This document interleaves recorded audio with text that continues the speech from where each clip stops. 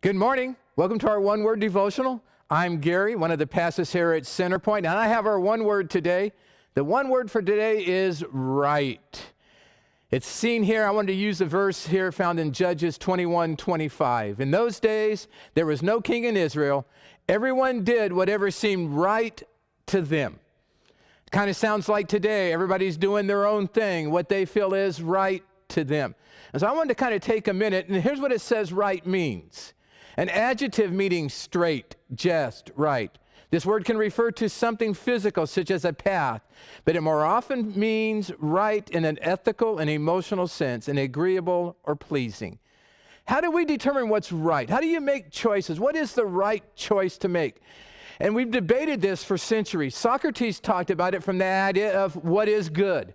How do you decide what is good? He was big argument back then in the times, and we still see it today. That's what America is based on is. Good is what is good for the majority. So the majority take a vote. The majority decide this is what is good. Is that the best way to decide what is right? Gather all the opinions together, gather all the thoughts together, and then based on the majority of thoughts, the opinion of the majority, that is the right thing to do.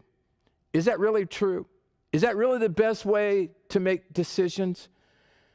Socrates says, no, you need to have the opinions, but you need to have one with knowledge to make it. He wrote it this way: the majority of people in society count as good means nothing to the philosopher. The majority has mere opinion, not knowledge. Let me ask you this.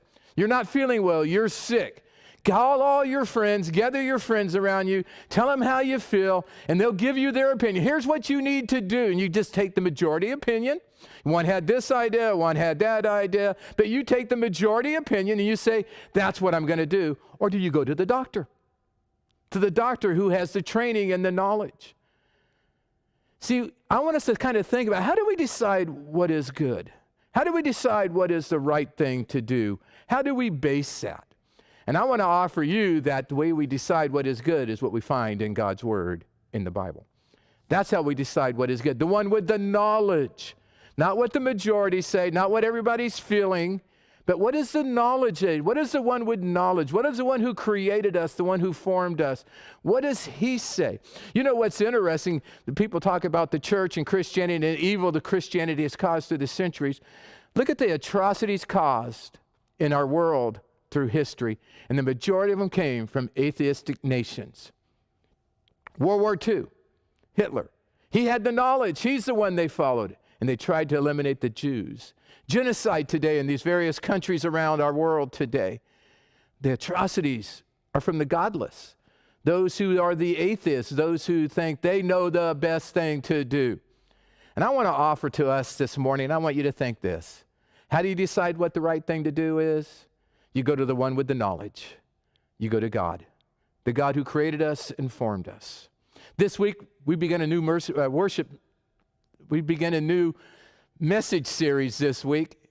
What you believe matters. Why? Why does what you believe matter? I want to tell you, what you believe about God matters. Because God's Word is what we use as our foundation on what is right. Here's what it says. All Scripture is God-breathed and is useful for teaching, rebuking, correcting, and training in righteousness, so that the man of God may be thoroughly equipped for good work. You want to make the right choices? You want to do the right thing?